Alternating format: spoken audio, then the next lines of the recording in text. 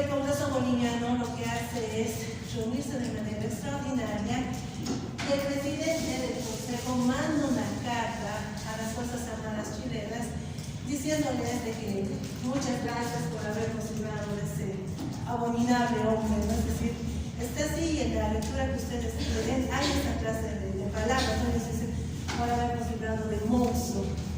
No se olviden de que desde la fundación, Bolivia siempre tiene que manejarse entre dos coyunturas, ¿no? Una de esas tiene que ver con los problemas internos y el otro con los problemas externos. Después de la confederación, ¿qué es lo que va a pasar? ¿Qué era lo más importante de los códigos Santa Cruz? Uno, de que desecha la constitución de Bolívar, es decir, Santa Cruz va a crear los códigos Santa Cruz, en donde va a mantener en cierta parte muchas cosas que había mantenido en Bolívar, pero también va a estar qué grado van a tener los ciudadanos. Ahora estamos entrando en una parte de nuestra historia que es fundamental, sobre todo para tratar de comprender la identidad nacional. En este sentido, en nuestra línea de tiempo, estamos entre 1930 y 1870. ¿Qué es lo que va a pasar después de la confederación? Uno, de que inmediatamente después de la batalla de Yungay, Bolivia va a recibir la primera agresión de Chile por parte de Chile, cuando el Bulnes declara que tiene los derechos de propiedad de Atacama. Eso se va a dar inmediatamente después de la caída de la Andrés de Santa Cruz. Esta llegaría a ser la primera agresión de Chile mucho antes de la Guerra del Pacífico. ¿Qué más va a pasar? Se va a dar la famosa ley de desvinculación. La ley de desvinculación es un suceso clave para comprender sobre todo los sucesos que van a dar lugar al pensamiento social boliviano del siglo XX. ¿Qué es la ley de circulación y por qué es importante que nosotros lo veamos ahora? La ley de circulación, habíamos dicho de que la Constitución del Bolívar decide mantener los títulos de propiedad en manos de los ayllus. Es decir, el Bolívar no toca las tierras de comunidades campesinas, sino más bien ataca a las tierras del clero. Esa fue la reforma agraria de Bolívar. El Sucre va a seguir el lineamiento dejado por Bolívar. ¿Y qué va a pasar con Santa Cruz? El Santa Cruz no.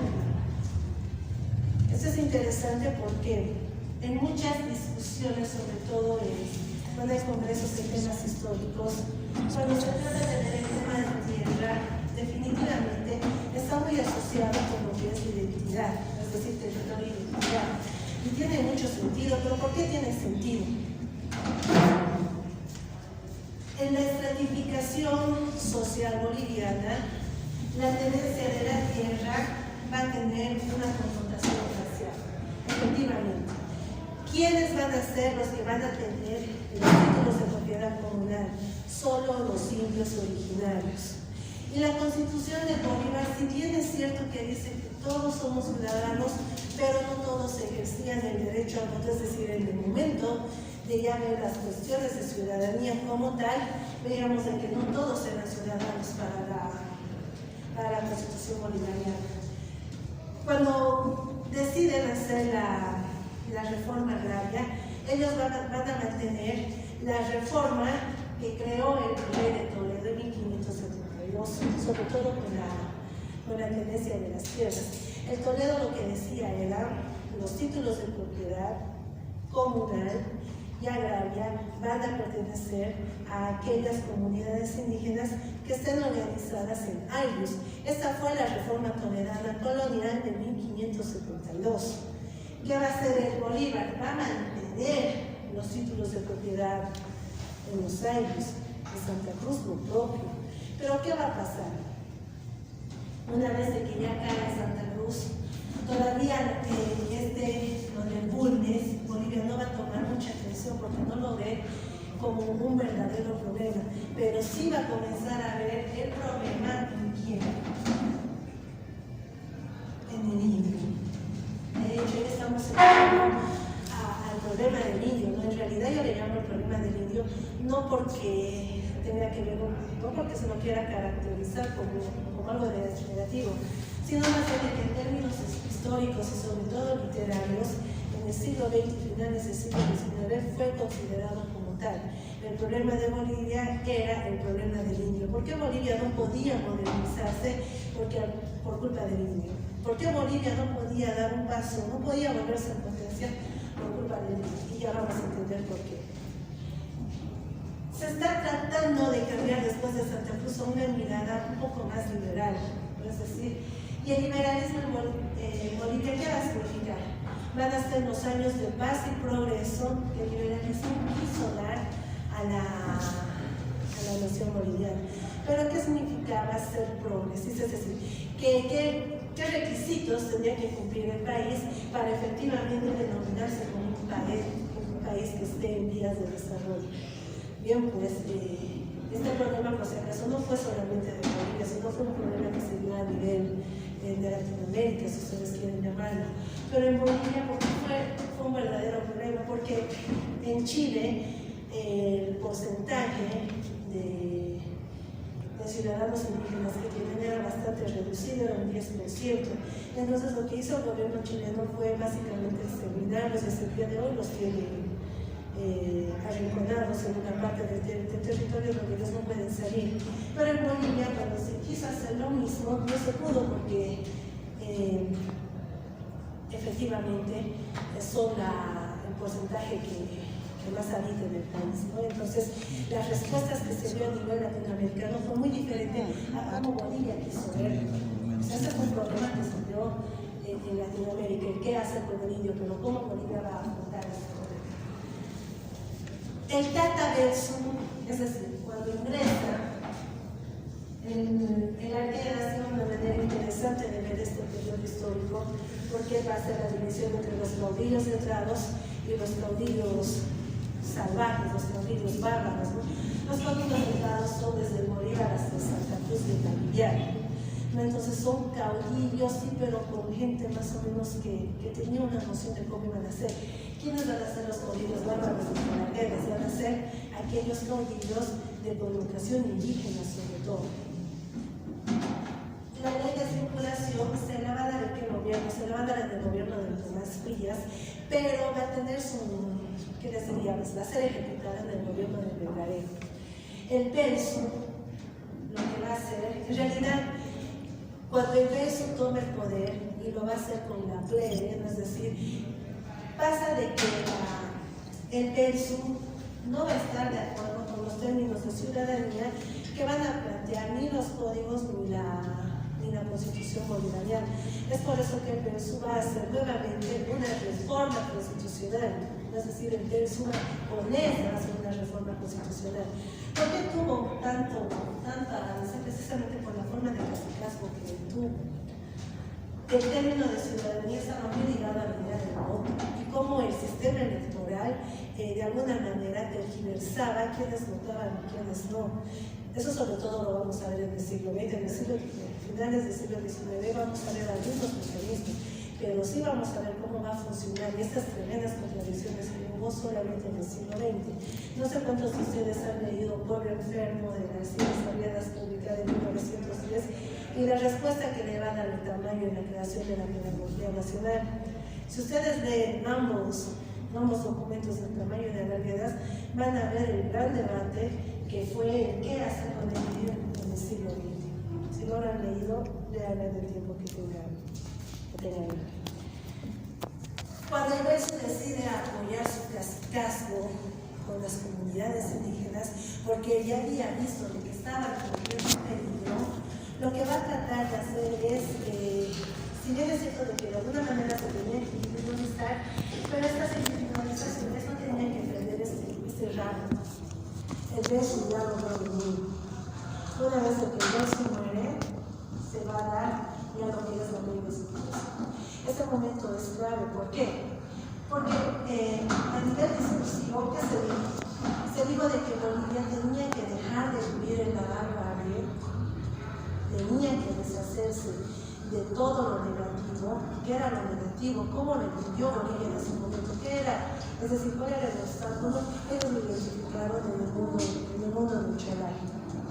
Aquí en Cochabamba hay un estudio muy interesante de Gustavo Rodríguez y de Humberto Solares, en donde precisamente nos está relatando este problema, la realidad.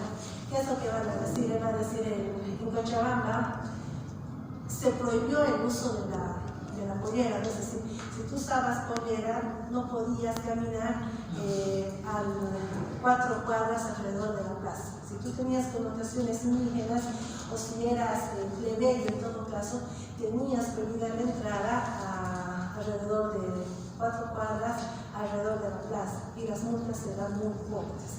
Entonces eso se dio en Cochabamba, imagínense en un rango mucho más ustedes. Cuando se da la ley de vinculación, ¿qué va a decir el melgarejo? Sobre todo el melgarejo, porque los demás crías ya no piensan, pero el melgarejo lo lleva a esa situación realidad. Él va a decir lo mismo que dijo el Bolívar con el clero, pero esta vez ligado a un indígena. Él va a decir las tierras, estas tierras que producen, no pueden estar en manos de salvajes, no pueden estar en manos de gente que no tiene ni idea qué hacer con este recurso. Por lo tanto, no pueden estar en manos muertas. Esto ustedes van a encontrar en todas las referencias que hacen a la ley de vinculación. Las manos muertas. ¿Qué quiere decir las manos muertas? Quiere decir que si bien es cierto que las comunidades indígenas producen, no pagan ningún tipo de impuesto al Estado. Algo que era totalmente falso, porque incluyendo en las reformas toleradas, los títulos de propiedad comunal pagaban una especie de tributo, no en moneda, pero sí en la fuerza de trabajo. Por eso que los unitarios eran obligados a ir a hacer los trabajos de la vida correspondiente al señor rico de Potosí. En la República sí ya pagaban una especie de sistema monetario. Pero eso no lo va a decir directamente si nosotros vamos a tener las grandes muertes. ¿Qué va a pasar con los indígenas? Muy aparte de que ya se tenía más o menos la ley hecha, Bolivia en aquel entonces estaba sufriendo una de las más grandes sequías. Entonces no tenía de dónde más sacar dinero y se dio la ley de circulación. Uno de los fenómenos más interesantes que nos va a dar la ley de circulación y sus efectos va a ser precisamente la presencia de los cacicazgos en la forma de apoderados generales. No sé cuántos de ustedes conocen ese término de los apoderados generales, que son aquellos cacicazgos, es decir, jefes de los reinos, que de alguna manera van a ir a buscar los títulos de propiedad que se les da en la colonia y van a demostrar que sus títulos son genuinos y van a ir hasta las Indias a traer los títulos de propiedad. De esa manera es que algunas comunidades han logrado mantener los títulos de propiedad, sobre todo en el altiplano. En el valle se va a dar todo lo contrario.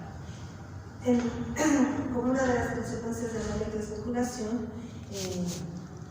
por así decirlo, uno de los discursos historiográficos bolivianos tiene que ver con el hecho de que hay dos divisiones, uno que se da en los valles y otro que se da en el altiplano. Y ahí es toda una pelea. ¿Cómo fue la ley de circulación en el valle? El efecto que tuvo no fue tan negativo como se lo esperó, pero en el altiplano el efecto negativo que tuvo es innegable.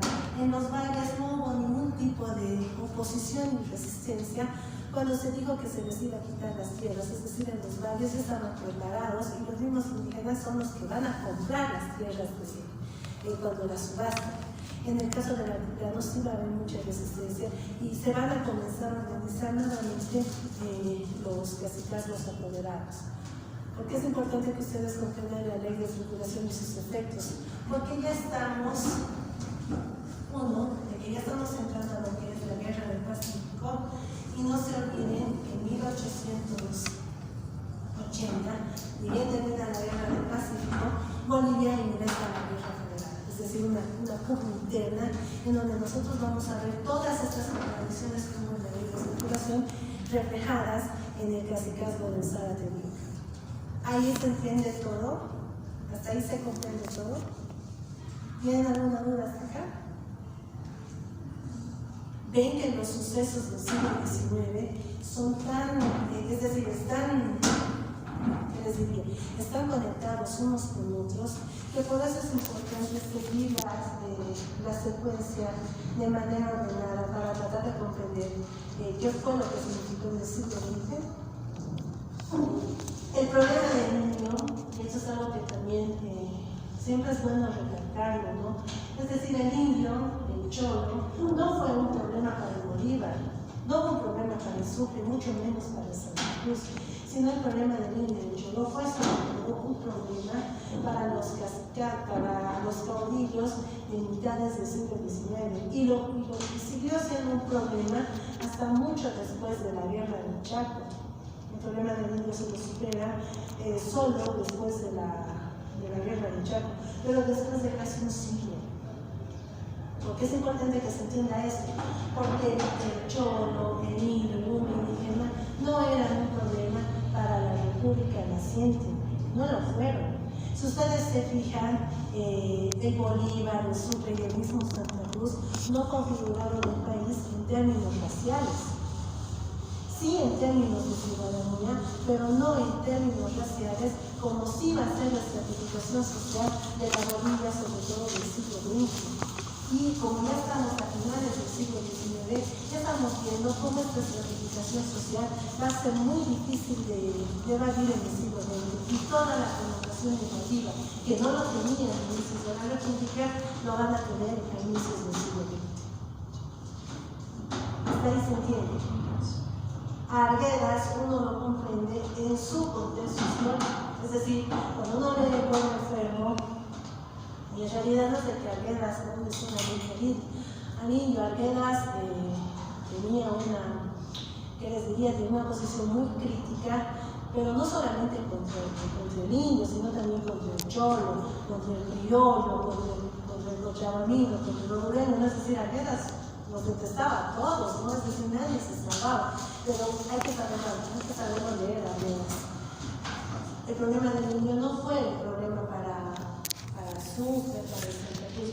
Va a ser un problema a finales del siglo XIX.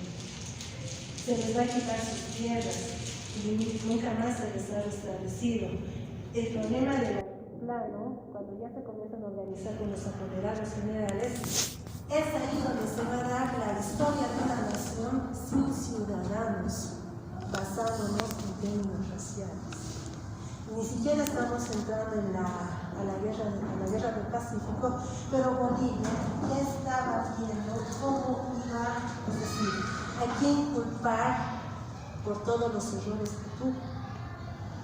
Y de manera graciosa y sistemática, después de la firma del tratado, lo que van a hacer muchos escritores, en realidad más, es decir, se asume una política, es verdad, pero todas estas connotaciones negativas a nivel racial nosotros lo vamos a ver reflejadas en la literatura boliviana, desde la candidatura de Rojas hasta Pueblo Enfermo, la Misquicini, por ejemplo, que es un cuento muy famoso de Durrés.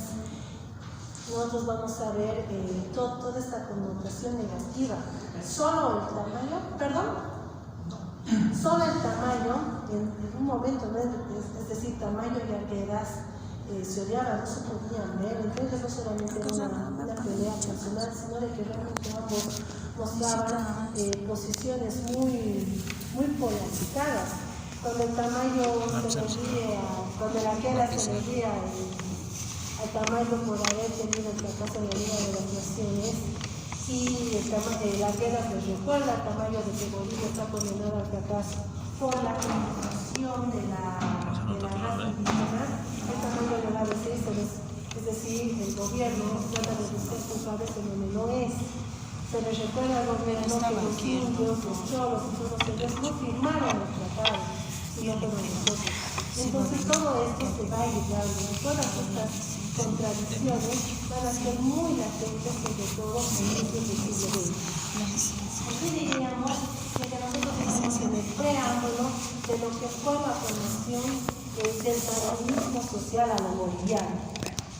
¿Por qué? Porque el darwinismo social, que si bien era algo que se usaba dentro de las ciencias naturales, de alguna manera tuvo su impacto en las ciencias sociales. Sobre todo Zabaleta es el que va a hacer un estudio muy interesante acerca de lo que es el darwinismo social a la boliviana.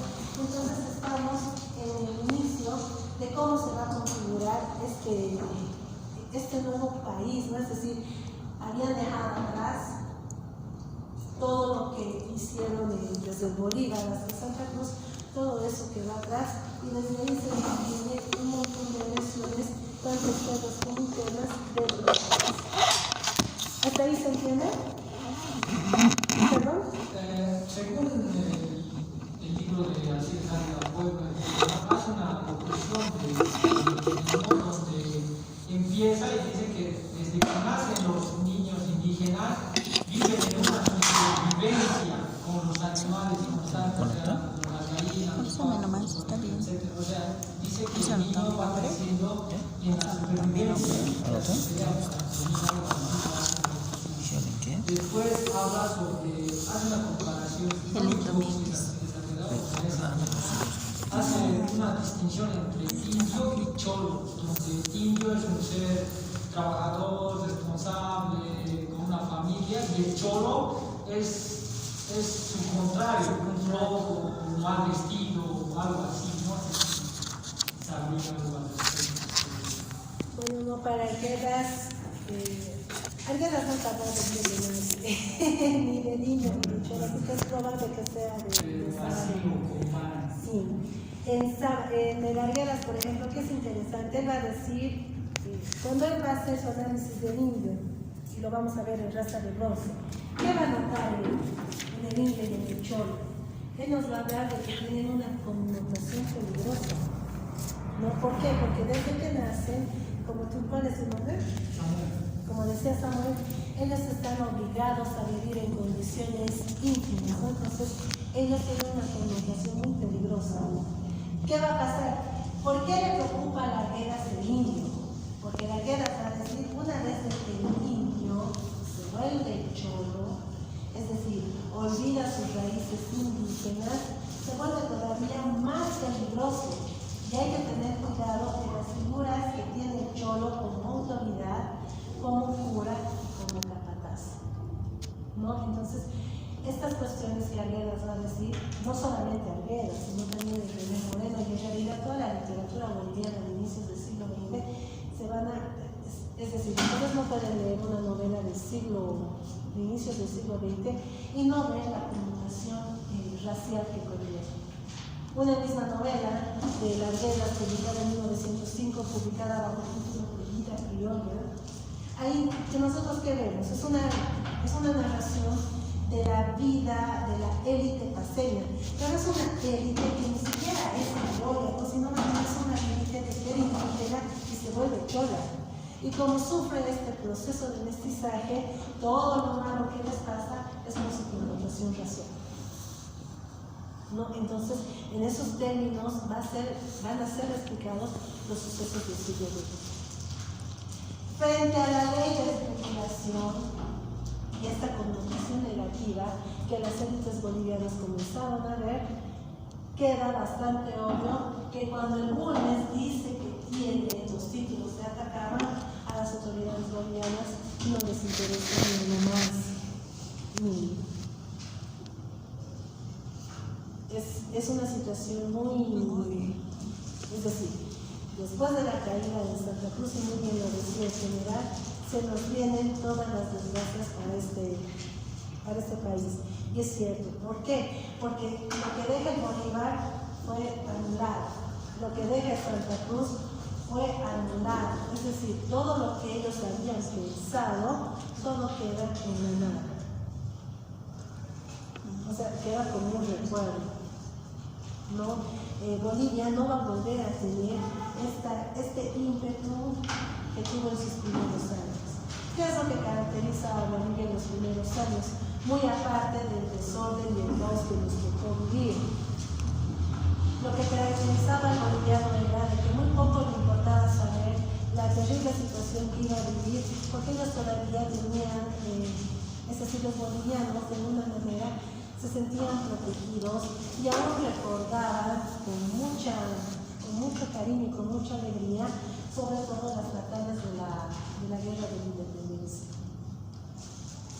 ¿No? Entonces el boliviano todavía estaba dispuesto, es decir, le quedaba todavía algo de esta idea de patria, que no se sabía cómo iba a ser, porque si bien es cierto de que Bolivia nace como un estado fallido y la conciencia nacional se la tenía que trabajar, el boliviano estaba dispuesto, ¿no? Es decir, como que más o menos estaba siguiendo un sendero. Pero después de la caída de Santa Cruz, todo eso queda en la nada. Y queda como si fuera una leyenda, ¿no? Es decir, lo que dijo el Bolívar, lo que dijo el Sucre, las grandes hazañas que hizo en Santa Cruz, quedan así como que les diría, como una ilusión. Y desde ahí para adelante se nos vienen momentos muy difíciles y muy complejos. Este solamente es el inicio. Después de la caída de Santa Cruz, Bolivia va a tener que enfrentar momentos muy difíciles y muy cruciales. La guerra del Pacífico es una de ellas. Lo que vamos a tener que vivir solamente hablando de los problemas internos con la ley de desvinculación es bastante grave, y la connotación negativa en la que se va a fundar esta nueva nación liberal, de corte liberal, es algo de lo que hasta el día de hoy no ha sido superado. Es gracioso cómo lo que hacen los libertadores queda superado en tan poco tiempo, pero los acontecimientos del siglo XX hasta el día de hoy no han sido superados. ¿Y a qué creen que se deba eso? Hay una lectura muy bonita que les voy a pasar de Medinaceli, escrito en 1947. Entonces lo vamos a ver para la siguiente clase. Y ustedes más o menos ahí se van a dar cuenta por qué. Pasa que después de la ley de desvinculación, en Bolivia, a nivel narrativo y a nivel de construcción social, sobre todo en el discurso del imaginario boliviano, se nos va a venir toda esta connotación negativa derrotista. ¿Por qué? Porque la generación que se va a hacer cargo de cómo nos vemos nosotros, o sea, cómo Bolivia se ve a sí misma, va a estar basada sobre todo con la generación de la amargura. Es decir, este periodo histórico, sobre todo donde están Arguedas, donde están Rigoberto Paredes, donde están René Moreno, va a ser conocida como la generación de la amargura.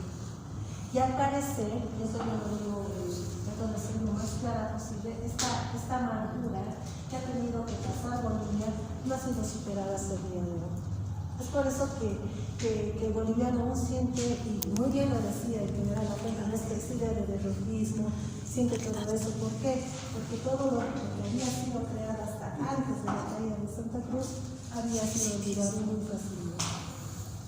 El problema del indio, hay dos problemas que el país todavía no ha superado, y una precisamente es el problema del indio y el otro es el problema de las tierras. Mucho antes, cuando lanzamos el curso, Mami me preguntaba, ¿no?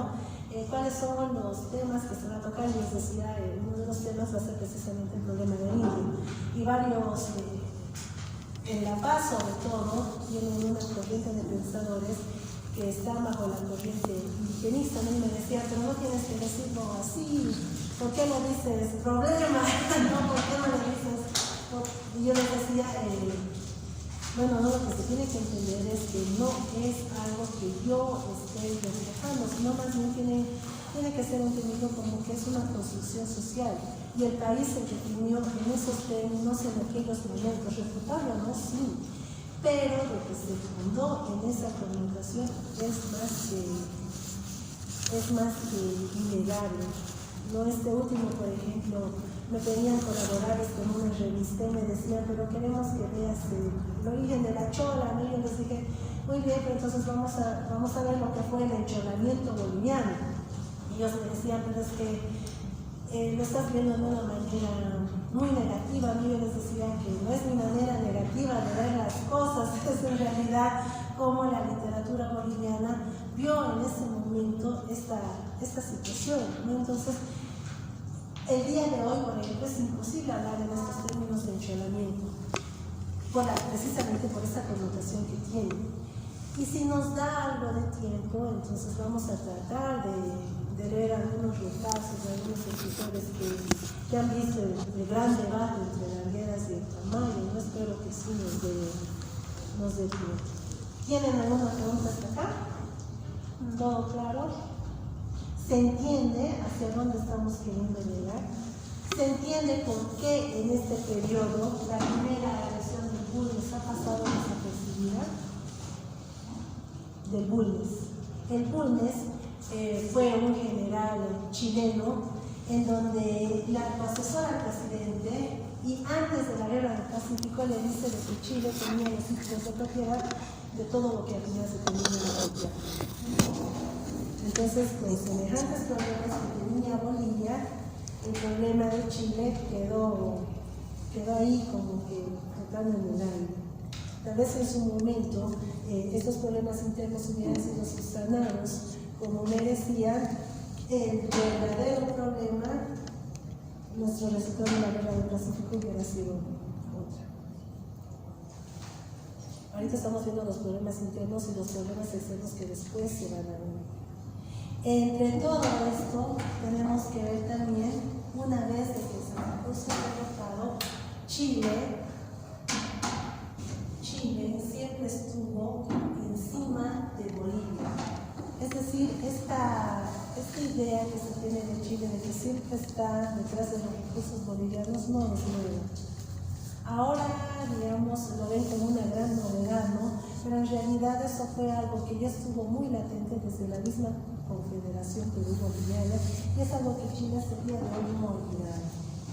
De hecho, la gran misión que tiene Chile el día de hoy con funcionarios actuales es buscar lo que precisamente se buscó desde la caída de Santa Cruz, y que es la balcanización de Bolivia, que es el fraccionamiento de Bolivia, ¿no? Entonces es algo que está latente.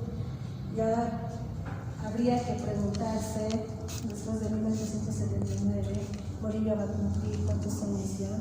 144 años sin costas, pero Bolivia no tiene muy claro todavía qué lineamiento seguir. Bolivia no, pero Chile sí.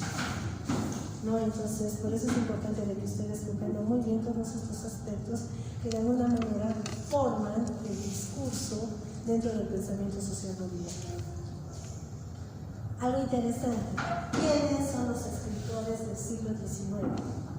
¿Quiénes han retratado nuestra historia?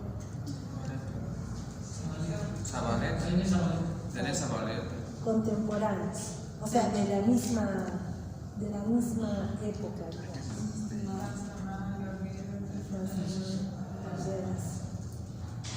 No sé cuántos de ustedes han tenido la oportunidad de leer Juan de la Rosa, de Nathaniel Aguirre.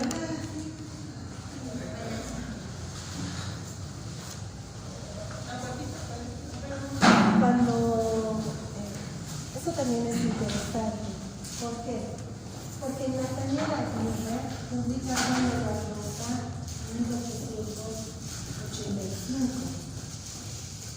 Ya superada, vamos a decir así, ya superada la ley de circulación, y mucho después de la guerra del Pacífico. Nathaniel Aguirre, ¿qué va a hacer con la boliviación?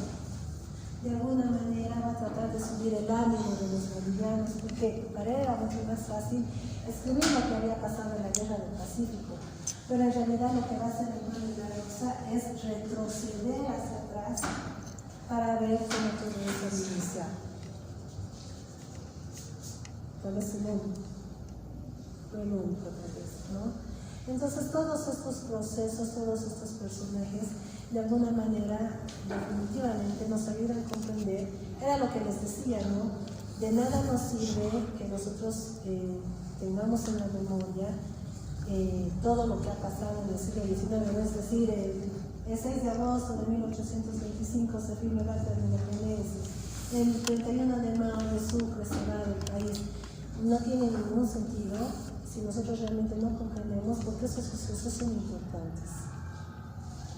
Ahora, por ejemplo, cuando ustedes les pregunten por qué es importante la ley de circulación, estoy segura que ustedes por lo menos de alguna manera ya van a comprender por qué la ley de circulación es un momento histórico que tiene que ser comprendido en su cabalidad para comprender que no lo que va a ser Bolivia del siglo XX, la Confederación Perú-Boliviana, por ejemplo. Entonces, de nada nos sirve que nosotros sepamos todas las fechas conmemorativas si nosotros no comprendemos cuál es la importancia.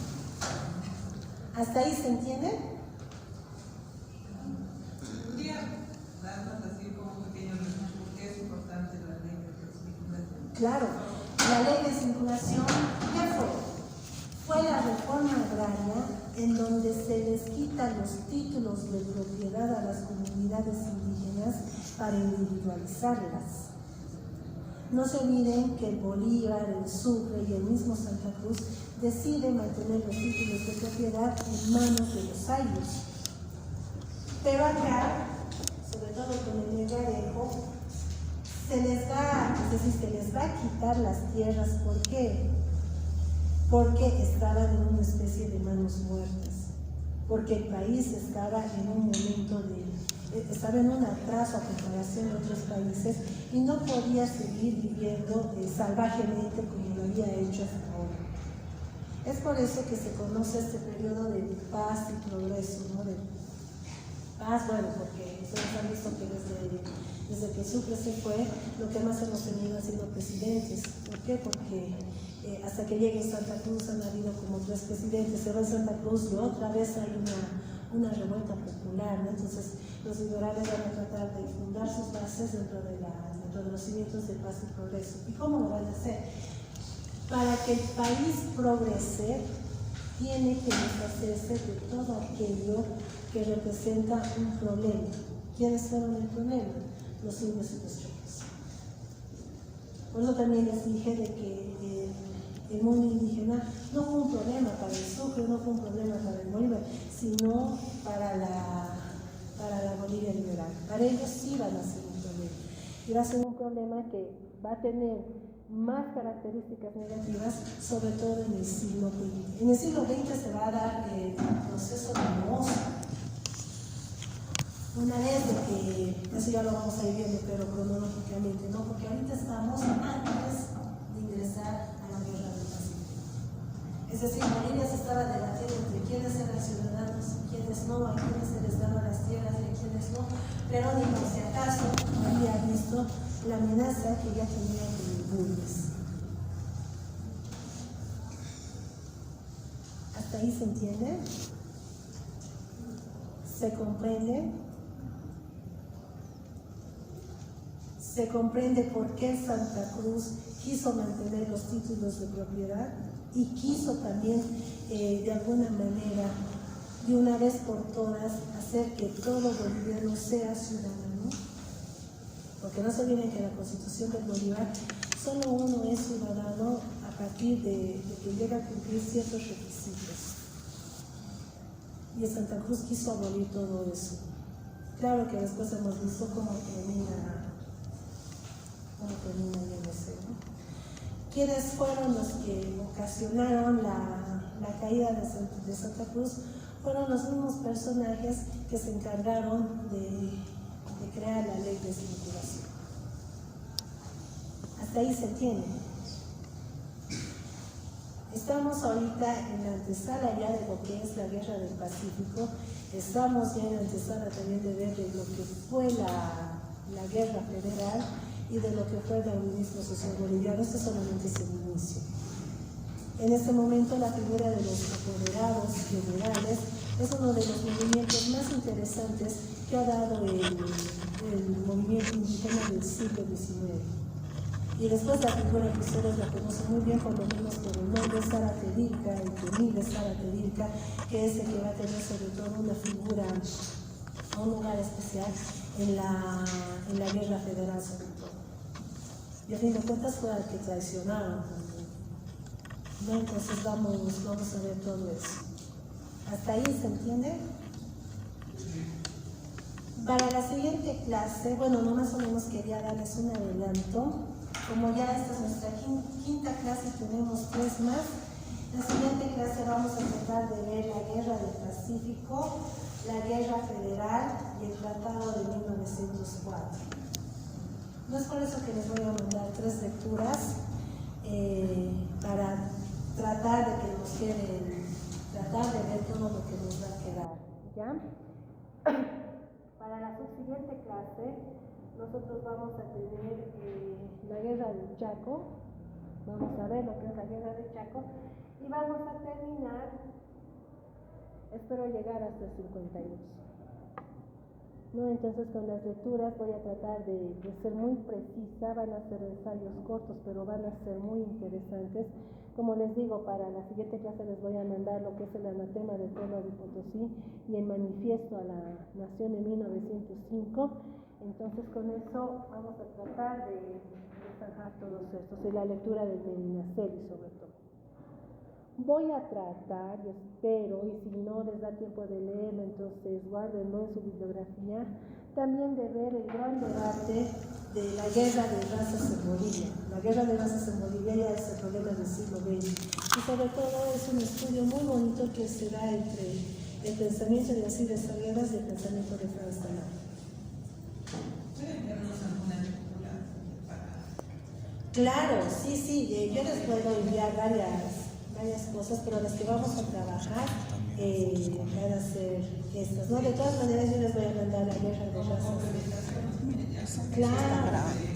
Claro, y en su tiempo libre léanlo, Arguedas, Tamayo, es obligatorio, y sobre todo la guerra de razas es fundamental, ¿no? Entonces, era lo que les decía al inicio de la clase, ¿no? Hay muchos aspectos que el país todavía no ha llegado a superar. Y ya vamos entendiendo por qué más o menos, ¿no? Es decir, ya se va entendiendo por qué. Tanto así ha llegado la connotación negativa que van a tener sobre los indígenas siglo XX. No se olviden de que siempre es bueno precisar el contexto histórico, de que hay una batalla que ha sido borrada dentro de nuestra escenografía nacional. La batalla de Canchas Blancas, no sé cuántos de ustedes han visto a Mar. La batalla de Canchas Blancas es la única batalla que gana el ejército boliviano en la Guerra del Pacífico.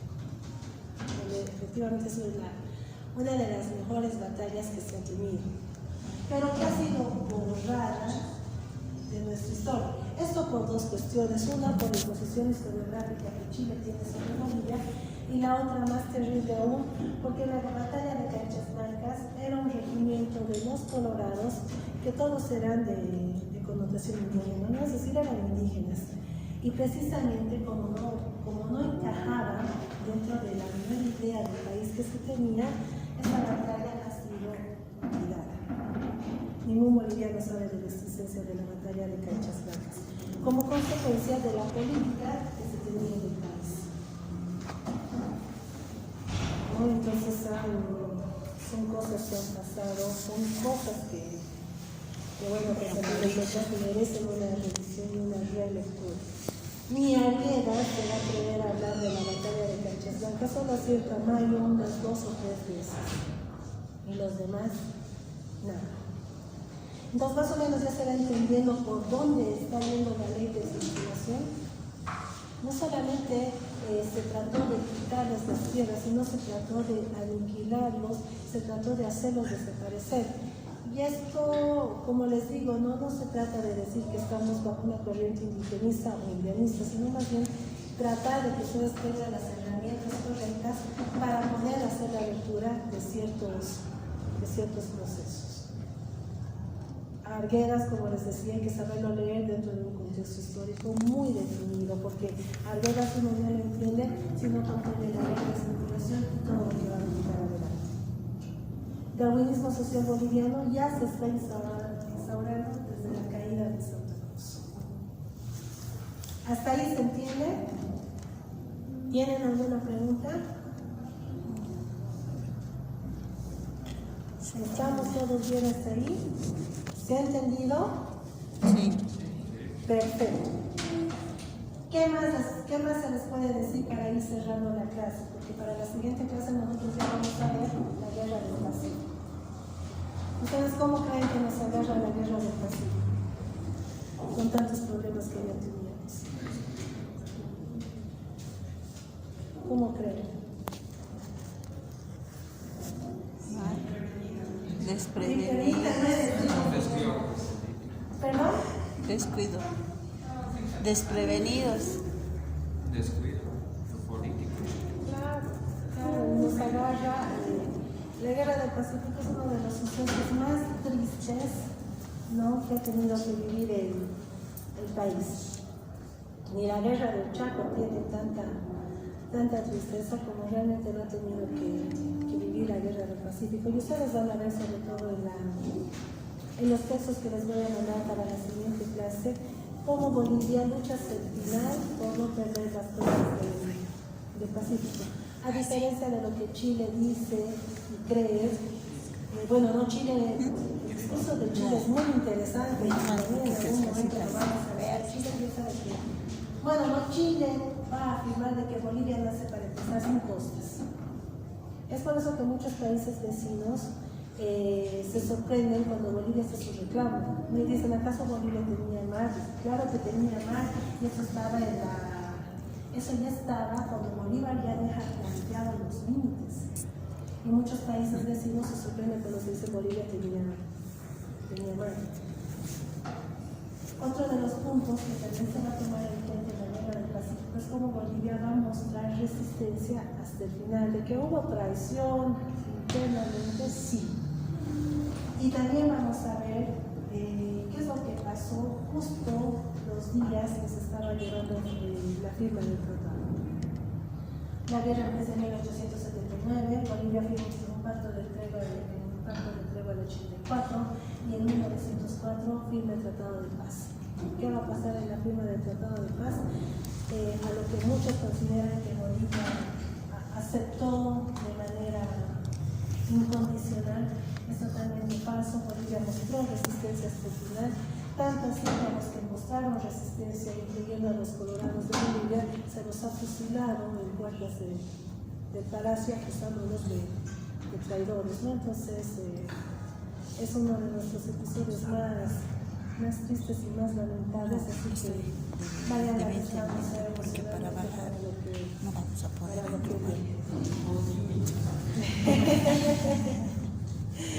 vayan a distancia, ¿no? Entonces es algo que ha pasado, es algo que puede volver a pasar, y sí, no es tanto problema interno que existe que Bolivia no logra ver a sus verdaderos enemigos. Por eso es importante que ustedes vayan comprendiendo ciertos elementos, ¿no? ¿Perdón? La historia no debe morir. No debería. ¿Tienen alguna duda más? ¿Se ha entendido hasta ahí? Hasta lo que hemos visto, ¿les queda alguna duda desde la fundación, la confederación y la ley de simulación? No está todo claro. La ley de desvinculación es lo mismo que la ley de cacicazgo. No, el cacicazgo, ¿qué era? En realidad el cacicazgo fue aquella organización política del mundo indígena en donde a través de sus caciques, es decir, a través de sus líderes, mostraron resistencia frente a la ley de circulación. El cacicazgo, no es por eso que se da la idea de los apoderados generales. ¿Quiénes eran los apoderados generales? Eran los caciques que van hasta las Indias a buscar sus títulos de propiedad. Se va a dar una de las primeras luchas indígenas, pero no va a ser tan fuerte como la figura que va a tener el Zárate Vilca, pese a que el Zárate Vilca también comenzó a apoyar el movimiento de los apoderados generales, pero solamente va a haber una promesa de devolver las tierras en el gobierno del PAN, cuando se les ofrece pelear al lado del ejército del general Pan en la guerra federal, y si ganaba se les iba a devolver las tierras. Algo que no pasa, ¿no? Porque a fin de cuentas se unen ambos bandos y deciden culpar al indio por todo lo que haya pasado. Es decir, son vilmente traicionados. Sí. Y no solo los matan, sino de que hacen traer a su pueblo los belgas, en donde comienzan a medirles los cráneos en el juicio de Moza. Se los va a traer, van a dar antropólogos belgas y se les va a decir, ¿no? Por los pómulos, por el tipo de nariz que tienen y el tono de piel y el tamaño de sus cráneos, el nivel de peligrosidad que ellos tienen es bastante bajo. Así va a ser el proceso de Moza, ¿no? Entonces, eso va a ser después de la guerra del Pacífico. Y sin esos elementos nosotros no comprendemos cómo fue que nació el Partido Liberal, y mucho menos no se puede comprender las lecturas de Alcides Vanegas y las de Tamar, que son los referentes más importantes del siglo XX. ¿Hasta ahí se entiende? Lo que se quiere dejar en claro es de que, bueno, pues el problema del niño, el problema del cholo, se lo debe entender en ciertos contextos, ¿no? No fueron un problema para el Bolívar, efectivamente, no lo fueron ni para el Sucre, no, claro que no, pero sí para meter su carrera. Y ahí sí van a ser todo un problema. ¿Todos vamos hasta ahí? Perfecto. ¿Han comprendido lo que ha sido la guerra, la Confederación Perú-Boliviana? ¿Qué les ha parecido el general?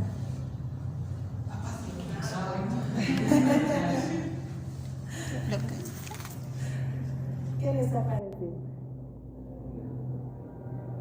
Los datos que les ha dado son muy interesantes, ¿no? La verdad era de que yo no tenía planeado ver la Confederación, pero a insistencia de muchos de ustedes, entonces lo hemos introducido, y por ver la Confederación no he sacado algunos temas después del 52, ¿no? Entonces es por cuestiones de tiempo, no sobre todo por cuestiones de tiempo.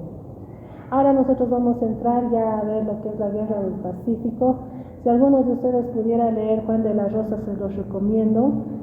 Y ahora que vamos a estar con varios días de feriado, entonces les voy a mandar el anatema del pueblo de Potosí. Estoy segura que ustedes lo van a leer. Es un manifiesto bastante corto de 10 puntos, en donde Potosí va a mostrar su respuesta y les va a decir no, Potosí no firma, y van a mostrar por qué, van a decir los 10 puntos por qué Potosí no está de acuerdo con la firma del tratado. El manifiesto de la nación es la respuesta parlamentaria de la minoría boliviana que se opone a la firma del tratado.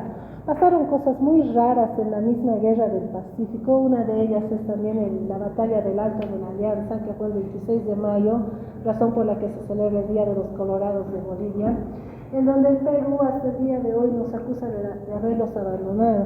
Y en cierta parte tiene razón. ¿Por qué? Porque las tropas bolivianas se alejan, es decir, huyen del lugar, porque ya teníamos la traición del campero encima de nosotros. Otra cuestión que también es interesante señalar dentro de nuestros procesos históricos es esta idea de héroes y traidores que hay, ¿no? Es decir, nuestros héroes aparecen como traidores y los traidores como héroes, y eso también tiene mucho que ver a cómo la historiografía boliviana ha ido retratando diferentes sucesos. Es por eso que el día de hoy siempre se recomienda hacer una relectura de lo que pudo haber sido, de lo que pudo haber pasado. Sobre todo en la ley de vinculación y los apoderados generales hay lecturas muy interesantes, sobre todo de la Universidad de San Andrés. Entre ellas está la Silvia Rivera Cusicanqui, está la Rosana Barragán, en donde ellos tienen estudios muy interesantes, incluidos las del Tristán Plat, ¿no? Entonces, si alguno de ustedes quisiera ver a más detalle cómo han sido estos sucesos, se les recomienda ingresar por esos autores. ¿Hasta ahí se entiende? ¿Todos estamos bien hasta ahí? A ver si tengo algo para borrarlo más. Allá. Vamos a hacer entonces una pequeña línea de tiempo para ver la ley de vinculación y su relación que va a tener sobre todo con los sucesos del siglo XX. ¿Ya?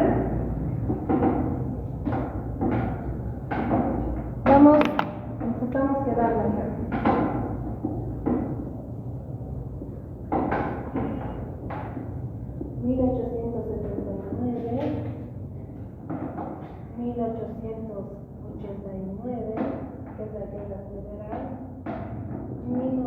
1904, que es la firma del tratado. La guerra del Pacífico, la guerra federal y la firma del tratado. Ya de acá para adelante, todo se define en términos raciales. Absolutamente todo.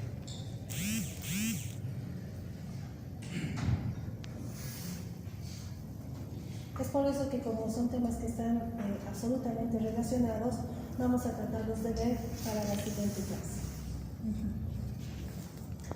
¿Tienen alguna duda allá atrás tal vez? ¿Se ha entendido todo? Para esta semana no he escogido la lectura correspondiente, precisamente por eso no porque les quería dar un pantallazo, pero ya para la siguiente vamos a tener unas 3 o 4 lecturas. Son lecturas cortas, ¿no? Entonces realmente espero que ustedes puedan leerlas a cabalidad y vamos a sacar estos 3 temas en uno. ¿Se entiende lo que fue la ley de desvinculación? ¿Por qué marca un quiebre con lo que había dejado desde 1816? Se ve porque hay una especie de quiebre. Cómo Bolivia deja atrás todo lo que los libertadores habían hecho. Es diferente ya. Son 80 años, casi como si, perdón, son 60 años después de la salida de los libertadores y Bolivia ya se estaba yendo y ya estaba en decadencia. Si esos eran los problemas internos, ahora ya vamos a ver los problemas externos. Por eso les decía, en semejante coyuntura, Bolivia no vio lo que Bulnes estaba tratando de hacer. No quiso ver o no vio o se hizo. Es terrible, fue terrible. ¿Tienen alguna duda más? A sugerencia de ustedes, eso también quería poner en consideración, la última clase, que yo estaba pensando en terminar con la Revolución del 52, pero si alguno de ustedes, o si se ponen de acuerdo como curso, quisieran ver un suceso tal vez, podríamos ver un tema que no hayamos visto, por ejemplo. Pueden ponerse de acuerdo y tal vez la última clase ver el suceso que ustedes quieran ver.